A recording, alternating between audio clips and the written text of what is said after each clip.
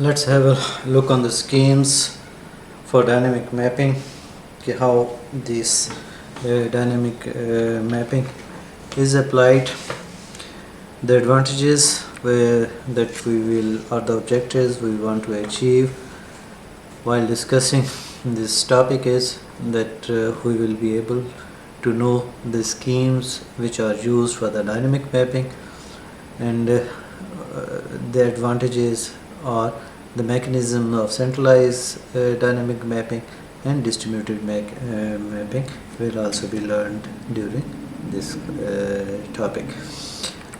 Now let's have a look on the schemes for the dynamic mapping. जब हम discuss करते हैं कि schemes for the dynamic mapping, तो ये हमें किस से रेफ़र कर रही होती? दीज आर द टेक्निक्स जो हम यूज़ कर रहे होते हैं to assign computational task to different processing elements run time के ऊपर डायनामिकली. ठीक है, तो इट मीन्स कि ऑन द फ्लाई जब हम इनको असाइन कर रहे होते हैं तो उस सूरत में आपके पास आता है. अब स्कीम्स आपके पास जब ड्यूरिंग डायनामिक मैपिंग हम यूज़ कर रहे होते हैं तो वो कौन कौन सी हुआ करती हैं? एक आपके पास हुआ करती है सेंट्रलाइज्ड स्कीम आपके पास हुआ करती है. अब जो सेंट्रलाइज्ड स्कीम है उसके भी आपके पास दो पोर्शन आपके पास होते हैं, उसमें दो बन जाती हैं. एक आपके पास सेंट्रलाइज्ड स्कीम के अंदर क्या हुआ करता है? मास्टर प्रोसेस हुआ करता है, और दूसरा आपके पास स्लेव प्रोसेसेस हुआ करते हैं. जो दूसरी स्कीम है डायनामिक मैपिंग की, वो आपके पास क्या हुआ करती है? डिस्ट्रीब्यूटेड स्कीम हुआ करती है. तो आगे हम देखते हैं कि बेसिकली ये सेंट्रलाइज्ड स्कीम्स या डिस्ट्रीब्यूटेड स्कीम्स क्या हैं, वो किस तरीके से वर्क कर रही होती हैं. फर्स्ट हम डिस्कस करते हैं कि centralised dynamic load balancing scheme जो है वो आपके पास किस तरीके से वर्क कर रही होती है. यहाँ पे आपके पास क्या है? All executable task are maintained in a common central data structure or they are maintained by a special process. If a special process is designated to manage the pool of available tasks, then it is often referred to as the master, and the other processes that depends on the master to obtain work are referred as slaves. ठीक है, तो यहाँ पे इसके अंदर आपके पास जो है वो किसी भी एक कॉमन जो डाटा स्ट्रक्चर्स है उसके अंदर जो है वो एग्जीक्यूटेबल टास्क जो है उनको मेंटेन किया जाता है. और अगर ये वाले जो है ये जो स्पेशल प्रोसेस है उसको मेंटेन कर रहा है तो अब उसको हम क्या करेंगे? मास्टर प्रोसेस का नाम दे देते हैं. ठीक है, अब ये क्या करेगा? एज ए सेंट्रल कंट्रोलर या स्केड्यूलर जो है वो काम कर रहा होता है. ठीक है, तो इस सेंट्रलाइज्ड डायनामिक मैपिंग स्कीम के अंदर क्या होगा कि सेंट्रल कंट्रोलर और स्केड्यूलर जो है वो रिस्पॉन्सिबल हुआ करता है for monitoring the state of the system and making decision about task allocation. जो मास्टर है वो बेसिकली अब क्या करेगा? मास्टर जो है वो मॉनिटर कर रहा है और उसकी डायनामिकली एलोकेशन का रिस्पॉन्सिबल होगा. ठीक है, अब ये जो कंट्रोलर हुआ करता है, this controller typically receives information about the processing capabilities of each processor. ठीक है, अब जो भी प्रोसेसर उसके साथ अटैच्ड है तो उनकी जो कैपेबिलिटीज़ हैं बेसिकली उनसे वो फेमिलियर हुआ करता है, और साथ ही साथ क्या हुआ करता है? जो वर्कलोड है हर टास्क का उनको असाइन किया हुआ उसके साथ भी वो यानी वेल इन्फॉर्म्ड होता है, या उसके पास वो इन्फॉर्मेशन जो है वो मौजूद हुआ करती है. अब ये जो इन्फॉर्मेशन है उस प्रोसेसर की कैपेबिलिटी और उसको जो टास्क असाइन किया हुआ है या जो वर्कलोड उसको असाइन हुआ है, इस इन्फॉर्मेशन की बेस के ऊपर वो कंट्रोलर डिसाइड करता है किसके लिए कि जो कौन सा task, which task should be assigned to which processor to optimize the system performance. तो ये बेसिकली उस मास्टर का काम हुआ करता है कि ये जो ऑप्टिमाइजेशन है या आपके पास जो एग्जीक्यूशन है वो आपके लिए किस तरीके से की जाए ताकि आपके बेटर परफॉर्मेंस जो है वो गेन की जा सकती है. ठीक है, whenever a process has no work, it takes a portion of available work from the central data structure or the master process. अब यहाँ पे इस स्कीम के अंदर आपके पास क्या हुआ करता है कि अगर किसी एक प्रोसेसिंग एलिमेंट को जो एक प्रोसेस हमने असाइन किया था अगर वो कंप्लीट हो गया है और उसके पास कोई और टास्क नहीं है तो वो अब ये जो चाहे वो सेंट्रल डाटा स्ट्रक्चर की अप्रोच हम यूज़ कर रहे हैं या मास्टर प्रोसेस की अप्रोच यूज़ कर रहे हैं, वो क्या करेगा, वहाँ से फर्दर जो टास्क है वो अपने आप को क्या कर लेगा, असाइन करवा लेगा। ठीक है। अब जो सेंट्रल डाटा स्ट्रक्चर आपके पास होगा वो क्या हुआ करता है, वो तमाम एग्जीक्यूटेबल टास्क का जो है वो मेंटेन कर रहा होता है। और जो हम इसको ये कह सकते हैं कि a central data structure is used to maintain all executable tasks and a special process is designated to manage the pool of available tasks। ठीक है। अब अगर कोई फारिग है या आइडल कंडीशन में जा रहा है या उसका वर्कलोड कम हो गया, तो वो बेसिकली आपके क्या करेगा, उसको मास्टर से या उस डाटा स्ट्रक्चर से वो क्या कर लेगा, वर्कलोड दोबारा से असाइन कर लेगा। अब जो मास्टर प्रोसेस हुआ करता है वो रिस्पॉन्सिबल हुआ करता है डिस्ट्रीब्यूशन टास्क के लिए among the slave processors and processes and और साथ ही साथ वो इंश्योर करता है कि जो अवेलेबल टास्क हैं वो असाइन किए जाएं किस मैनर में, बैलेंस्ड मैनर के अंदर तमाम के तमाम नोड्स को। ठीक है। तो जो ये टास्क की बैलेंसिंग है वो भी बेसिकली मास्टर का ही काम हुआ करता है। जो स्लेव्स हुआ करते हैं वो जो है जबकि रिक्वेस्ट कर सकते हैं टास्क मास्टर के साथ कि अगर उसको कहीं पे कोई सी वो कंप्लीट हो गया तो वो क्या करेगा, मास्टर को रिक्वेस्ट करेगा और मास्टर उसको टास्क असाइन कर देगा और जो भी उसको असाइन टास्क है वो उसको क्या करेगा, एग्जीक्यूट करेगा। When a new task is generated, it is added। अब यहाँ पे क्या है, ये डायनेमिक है। डायनेमिक अप्रोच ही हम क्यों यूज़ कर रहे हैं कि यहाँ पे रन टाइम के ऊपर क्या हो रहे हैं, टास्क जो है वो असाइन हो रहे हैं या ऐड आपके पास हो रहे हैं, जनरेट हो रहे हैं।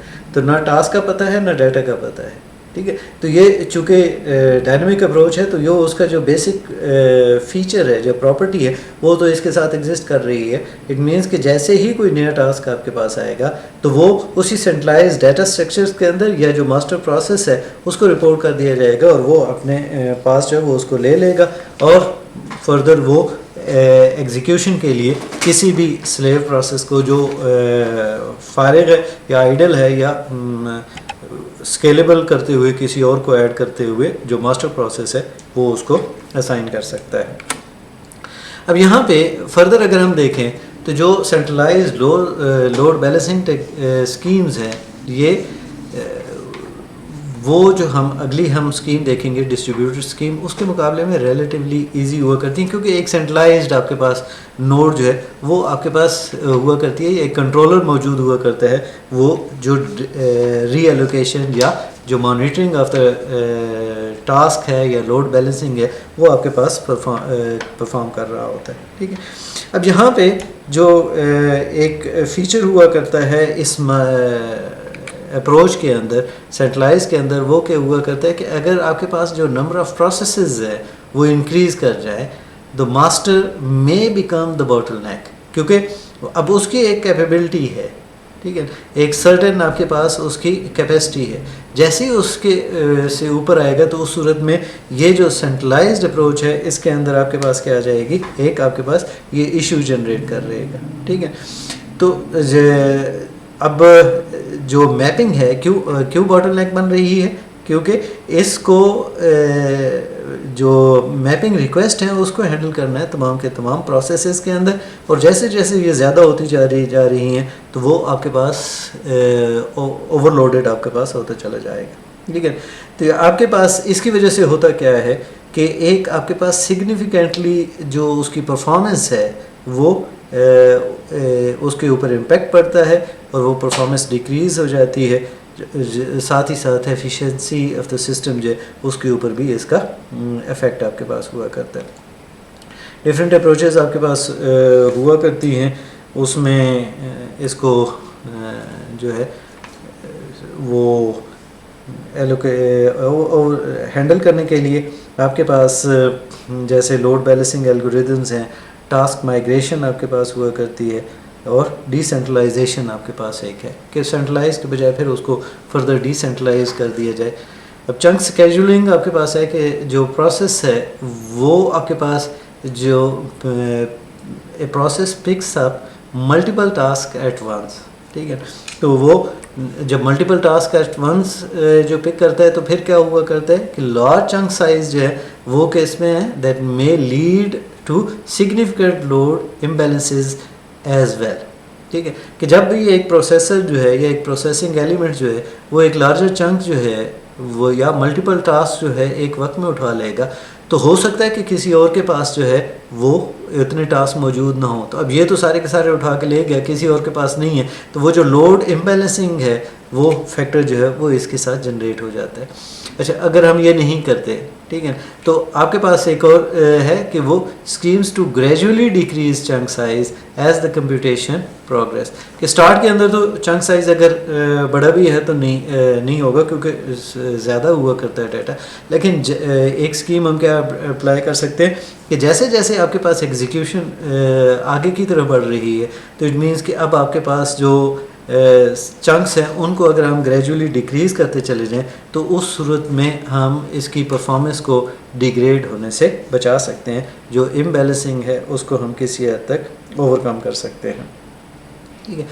अब हम देखते हैं कि आपके पास जो डिस्ट्रीब्यूटेड डायनेमिक लोड बैलेंसिंग आपके पास जो है वो आपकी क्या हुआ करती है, ठीक है। In a distributed dynamic load balancing scheme the set of executable tasks are distributed among processes which exchange task at run time to balance work. Each process or processor can send the work to or receive work from any other process or processing element or processor, ठीक है। अब ये आपके पास जो distributed dynamic mapping आपके पास हुआ करती है उसमें है क्या, ये डायनेमिक लोड बैलेंसिंग स्कीम है जहाँ पे आपके पास जो अप्रोच है, अब यहाँ पे बेसिकली दो किस्म की अप्रोच है कि एक आपके पास इसमें मैपिंग के अंदर हुआ करती है कि लोड बैलेंसिंग एल्गोरिदम्स यूज़ किए जाते हैं जो टास्क को डिस्ट्रीब्यूट करते हैं, जो करंट वर्कलोड है उसकी बेस के ऊपर जो भी प्रोसेसिंग नोड्स आपके पास हुआ करती हैं। तो एक तो आपके पास ये वाला आपके पास आएगा कि जो प्रोसेसिंग एलिमेंट्स हैं या जो प्रोसेसिंग नोड्स हैं उनको जो आपके पास बैलेंसिंग एल्गोरिदम्स हैं, लोड बैलेंसिंग एल्गोरिदम्स हैं, वो बेसिकली उनको कंसिडर करें। दूसरी जो अप्रोच हुआ करती है वो आपके पास ये है कि टास्क माइग्रेशन जो है वो टेक्निक यूज़ की जाती है। अब टास्क माइग्रेशन टेक्निक आपके पास क्या है कि जो आपकी नोड्स हैं, ठीक है, एक नोड से दूसरी नोड के ऊपर डायनामिकली बेसिकली वो कम्युनिकेट कर रही है, यानी इट मीन्स कि अब प्रोसेसिंग एलिमेंट्स जो हैं एक दूसरे के साथ कम्युनिकेट करते हुए एक दूसरे को नोड जो है वो क्या कर रहे होते हैं, शेयर कर रहे होते हैं, एक दूसरे को ट्रांसफ़र कर रहे होते हैं। अब यहाँ पे जब हम डिस्ट्रीब्यूटेड डायनेमिक लोड बैलेंसिंग के अंदर आपके पास आते हैं तो उस सूरत में यहाँ पे कुछ पैरामीटर्स ऐसे हैं जो क्रिटिकल हुआ करते हैं इस स्कीम को एडॉप्ट करते हुए, ठीक है। एक तो आपके पास ये होता है कि elevates the bottleneck in centralised scheme आपके पास जो थी हमने यूज़ की थी, ठीक है। अब दूसरा आपके पास है कि जो क्रिटिकल पैरामीटर्स हैं डिस्ट्रीब्यूटेड लोड बैलेंसिंग के, ठीक है, वो हमारे पास ये वाले आ सकते हैं। कौन से हैं? How are the sending and receiving processes paired together. Second जो आपके पास आ रहा है जिसको हमने देखना है is the work transfer initiated by the sender or the receiver. How much work is transferred in each exchange? When is the work transfer performed? अब ये आपके पास जो चार पैरामीटर्स हैं उनमें से जो पहले वाला है इसको हम क्या नाम दे देते हैं, प्रोसेस पेयरिंग का नाम दे देते हैं, ठीक है। अब ये जो पैरामीटर है इसके अंदर आपके पास हमने क्या देखना होता है कि how sending and receiving processes are paired together, यानी वो जो प्रोसेसिंग एलिमेंट्स या प्रोसेसर्स जो है वो आपस में एक दूसरे के साथ जो पेयरिंग उनकी होगी वो आपके पास किस तरीके से होनी चाहिए। अब ये जो पेयरिंग है ये आपके पास दो तरीक़ों से हो सकती है। This pairing can be either static one और डायनेमिक वन, ठीक है, कि वो स्टैटिक पेयरिंग भी आपके पास हो सकती है या डायनेमिक पेयरिंग भी हो सकती है। अब जब स्टैटिक पेयरिंग की बात कर रहे हैं, ठीक है, तो स्टैटिक पेयरिंग में क्या हुआ करता है कि ये ऑब्वियसली ये अब क्या आ जाएगी, उसमें स्टार्ट में आपके आ जाएगी लोड बैलेंसिंग के दरम्यान में। In a static pairing the sender and receiver are fixed for the duration of the load balancing scheme, ठीक है। जबकि दूसरी तरफ जो डायनामिक पेयरिंग है, that allows for the sender and receiver to change over time as the load on the system changes. तो वो dynamic है कि रन टाइम के ऊपर वो आपके पास जो है उनकी पेयरिंग जो है वो विद पैसेज ऑफ टाइम जो है वो चेंज आपके पास हो सकती है, ठीक है। जो सेकंड है कि वर्क ट्रांसफ़र जो है वो सेंडर इनिशिएट करेगा या रिसीवर इनिशिएट करेगा। तो इट मीन्स कि ये वाला हमारा पैरामीटर क्या आ जाएगा, वर्क ट्रांसफ़र इनिशिएशन का आपके पास आ जाता है। जब इनिशिएट करते हैं तो इसमें आपके पास क्या आ जाएगा कि वेदर, इसमें हमने कंसिडर क्या करना होता है कि weather the work transfer is initiated by the sender or the receiver, ठीक है। अब यहाँ पे आपके पास फिर दो अप्रोचेस आपके पास आ जाती हैं। वो आपके पास क्या आ जाएगी कि एक है पुश बेस्ड आपके पास अप्रोच हुआ करती है, ठीक है। अब इस पुश बेस्ड अप्रोच के अंदर क्या हुआ करता है कि the sender initiates the work transfer, ठीक है। जब अगर आपका सेंडर जो है वो इनिशिएट करेगा जो वर्क ट्रांसफ़र है, तो उस केस में मसलन ए के पास लोड ज़्यादा है तो वो इनिशिएट कर रहा है किसी और नोड की तरफ। अब ये वाली क्या है, ये पुश बेस्ड आपके पास है, ठीक है। तो अगर सेंडर ने इनिशिएट किया है तो ये क्या कहलाएगी, पुश बेस्ड आपके पास ट्रांसफ़र अप्रोच कहलाएगी। और जो आपके पास दूसरा होगा कि अगर जो रिसीवर जो है वो इनिशिएट करे वर्क ट्रांसफ़र की, तो उसको हम क्या कहेंगे, पुल बेस्ड कर रहा है। कि जो रिसीवर है वो एक्चुअली क्या कर रहा है, पुल कर रहा है। सेंडर क्या कर रहा है, पुश कर रहा है कि मेरे पास ज़्यादा है ये ले ले, और रिसीवर क्या कर रहा है, पुल कर रहा है। तो जब रिसीवर इनिशिएट कर रहा होगा तो वो पुल बेस्ड आपके पास अप्रोच कहलाएगी। जब आपका सेंडर जो है वो इनिशिएट कर रहा होगा तो वो क्या कहलाएगी, पुश बेस्ड आपके पास अप्रोच कहलाएगी। अब जो चौथा पैरामीटर, थर्ड पैरामीटर है, वो आपके पास क्या है कि how much work is transferred in each exchange, ठीक है। तो अब हम इसको क्या कहेंगे कि वर्क ट्रांसफ़र अमाउंट जो है, बेसिकली ये एक क्रिटिकल पैरामीटर आपके पास है कि वर्क ट्रांसफ़र अमाउंट क्या होनी चाहिए, ठीक है। अब इस पैरामीटर के अंदर आपके पास क्या होगा कि हर एक्सचेंज के दरमियान में जो वर्क है, अमाउंट ऑफ वर्क है, वो कितना ट्रांसफ़र हो रहा है, बेसिकली उसको कंसिडर किया जाता है, ठीक है। इसमें हमारे पास क्या हो जाता है कि दिस अमाउंट, यानी वो जो हम ट्रांसफ़र कर रहे हैं, दैट कैन बी फिक्स्ड और वेरिएबल। अब ये भी दो आपके पास तरीके से हो सकती है कि आपके पास वो जो वर्क है वो फिक्स्ड अमाउंट में ट्रांसफ़र हो रहा है या आपके पास वेरिएबल अमाउंट के अंदर ट्रांसफ़र हो रहा है। अच्छा, अब ये जो दोनों अप्रोचेज़ हैं, चाहे फिक्स्ड वाली ले लें या वेरिएबल वाली ले लें, ये डिपेंड कर रही हैं किसके ऊपर, जो आप लोड बैलेंसिंग जो स्कीम है बेसिकली उसको कौन से अडॉप्ट कर रहे हैं। तो ये जो अमाउंट ऑफ वर्क जो ट्रांसफ़र आप कर रहे हैं, ये लिंक हो जाएगा आपके पास जो लोड बैलेंसिंग स्कीम जो है वो आप यूज़ कर रहे हैं। कुछ लोड बैलेंसिंग स्कीम्स जो है वो फिक्स्ड अमाउंट को जो है वो कैटर कर रही होती हैं, कुछ स्कीम्स आपके पास जो हैं वो वेरिएबल जो वर्क ट्रांसफ़र है बेसिकली उसको भी सपोर्ट कर रही होती हैं। अब ये सारा कुछ तो हुआ, लेकिन जो वर्क ट्रांसफ़र है ये किस टाइम के ऊपर परफॉर्म करना है, हर वक्त परफॉर्म हो रहा होगा या कोई एक स्पेसिफिक टाइम होगा। तो ये हमारे पास एक जो पैरामीटर आ जाएगा कि when transfer, work transfer timing आपके पास क्या होनी चाहिए, ठीक है। When the work transfer task is to be performed, तो ये जो पैरामीटर आपके पास आ जाता है, ठीक है। इसमें जो आपके पास अप्रोच है, यहाँ पे भी दो आपके पास आ सकती हैं, सिंक्रोनस है या एसिंक्रोनस आपके पास हुआ करता है, ठीक है। कि ये जो टाइमिंग है, वर्क ट्रांसफ़र टाइमिंग है, ये सिंक्रोनस भी हो सकती है और एसिंक्रोनस भी आपके पास आ सकती है।